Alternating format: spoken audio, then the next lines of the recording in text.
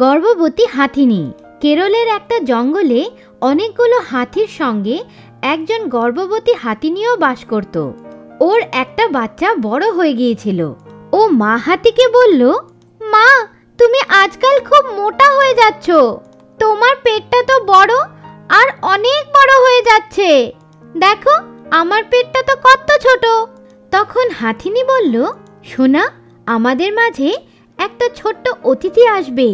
তখন বাচ্চাটা বলল, ছোট্ট অতিথি? মা, ওই ছোট্ট অতিথিটা কোথা থেকে আসবে?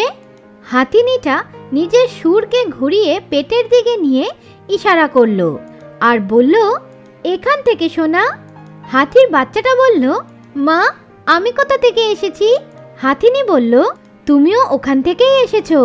অনেক মাস ধরে আমি তোমাকে এই পেটের ভেতরেই রেখেছি। তখন হাতির বাচ্চাটা বলল, ও আচ্ছা, তাহলে আমি খাবার কোথা থেকে পেতাম? হাতিনী বলল, আমার সোনা, যেটা আমি খেতাম সেটাই তুমি পেয়ে যেতে। এখন ওরকম করেই সমস্ত খানা এই যে নতুন অতিথি আসবে ও পাচ্ছে। ও তোমার মতন দুষ্টু, খুব লাফালাফি করছে। বাবা শোনো, তুমি এখানেই আশেপাশে থেকো, কিন্তু খাবার দাবার খেও আর খুব আনন্দ করো। কোথাও দূরে যেও না, আমি এক্ষুনি আসছি। তখন হাতির বাচ্চাটা বলল, ঠিক আছে মা, তাড়াতাড়ি এসে পড়ো, কিন্তু আমি অপেক্ষা করব। হাতিনী এগিয়ে গেল। পেটের ভেতরে ওর বাচ্চাটা লাফালাফি করছিল। ও নিজের সুর দিয়ে পেটটাকে ছুঁয়ে পেটের ভেতরে থাকা বাচ্চাটাকে কিছু ইশারা করলো আর বলল, হ্যাঁ হ্যাঁ, বেশি লাফালাফি করো না। আমি জানি তোমার খিদা পেয়েছে, তাড়াতাড়ি তোমার খাবারের ব্যবস্থা করছি। হাতিনী দ্রুত গতিতে এগিয়ে গেল। ও নিজের সুর উঠালো আর কিছু ভাবলো। আশেপাশের থেকেই ভালো ফলের সুগন্ধ আসছে। আমাকে তাড়াতাড়ি ওই জায়গাটা খুঁজে বের করতে হবে। আমার বাচ্চার খুব খিদে পেয়েছে। হাতিটা দূরে একটা বাড়িতে কিছু ফল রাখতে দেখলো। ও সেই দিশায় এগিয়ে গেল। ও বলল, আরে বাহ, মানুষও খুব পরোপকারী হয়ে যাচ্ছে। পশুদেরকে টেস্টি মিষ্টি ফল খাওয়াচ্ছে। আজকে আমার পেটের ভেতরে থাকা ছোট্ট বাচ্চাটা এই ফলের স্বাদ পেয়ে যাবে। লাফালাফি বন্ধ করে খেয়ে ও শুয়ে পড়বে। হাতিটা এগিয়ে গেল আর ওখানে থাকা আনারসের ফলগুলোকে নিজের সুর দিয়ে উঠিয়ে মুখে দিয়ে দিল। হঠাৎ করে ওর মুখের ভেতরে জোরে কিছু ফাটলো আর ও আহত হয়ে গেল।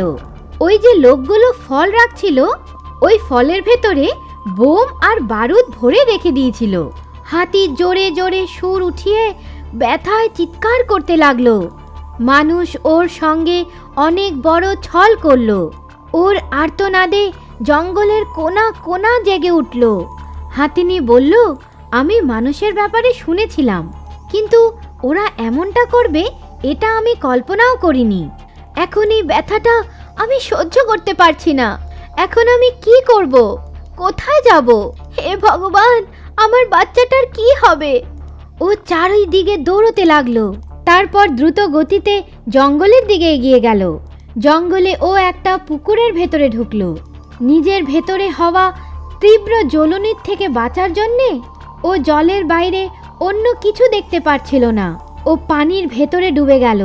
ও নিজের ভেতরে হওয়া ব্যথা আর জ্বলনির সঙ্গে ওর ভেতরে থাকা সন্তানটার কথাও ভাবছিল। হাতিটা মনে মনে ভাবছিল, আমাকে ক্ষমা করে দে আমার বাবা, আমার জন্য তোমাকেও এই ব্যথাটা সহ্য করতে হচ্ছে। হে ভগবান, সমস্ত ব্যথা, সমস্ত পীড়া, সমস্ত জ্বলনি আমাকে দিয়ে দাও। আমার সন্তান যেন কোনো কষ্ট না পায়। আমার প্রাণ নিয়ে নিন, কিন্তু আমার বাচ্চাটাকে বাঁচিয়ে নিন। মা সব কিছু সহ্য করতে পারে, কিন্তু নিজের সন্তানের ব্যথা কখনো সহ্য করতে পারে না। ওই অসহ্য ব্যথা নিয়ে হাতিটা কিছুদিন অবধি জলেই থাকলো।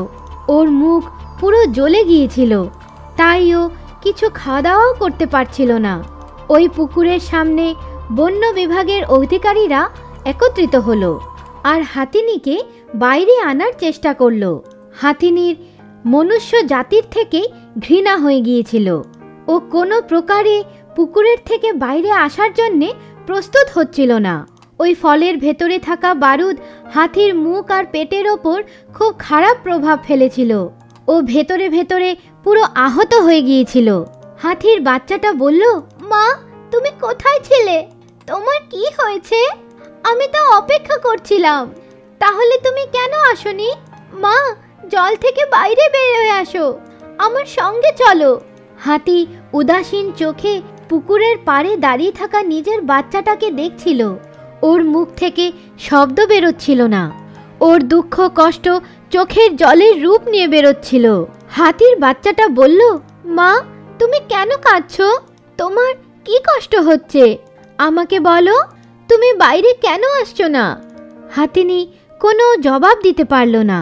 ও নিজের বাচ্চাকে শুধু একটা কথাই বলল, আমার সোনা, সবসময় আমার একটা কথা মনে রেখো, কোনো মানুষের ওপরে কখনো বিশ্বাস করো না। এটা বলেই হাতির চোখ বন্ধ হয়ে গেল। ও জীবন যুদ্ধে হেরে গেল আর চোখের জল নিয়ে পুকুরের জলেই সর্বদার জন্যে লীন হয়ে গেল। হাতির বাচ্চাটা বলল, মা, মা তুমি চুপ কেন করে গেলে? তুমি কি আমার উপরে রাগ করেছো? আমি তোমার সব কথা শুনবো। মা, আমার সঙ্গে কথা বলো।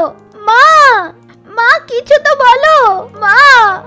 একটা নিরপরাধ, একটা গর্ভবতী হাতি মনুষ্যের জঘন্য নির্দয়তার শিকার হলো।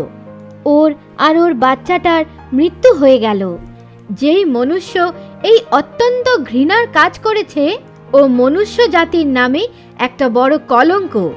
আমাদের সব প্রাণীর সুরক্ষা করা উচিত, ওদেরকে আদর দেওয়া উচিত। ওদের সাথে অন্যায় আর ক্রূর ব্যবহার করা উচিত না। ওদের কাছে মানুষের মতন কথা বলার জন্যে ভাষা নেই, কিন্তু ওদের মনুষ্যের মতন পরিবার তো আছে।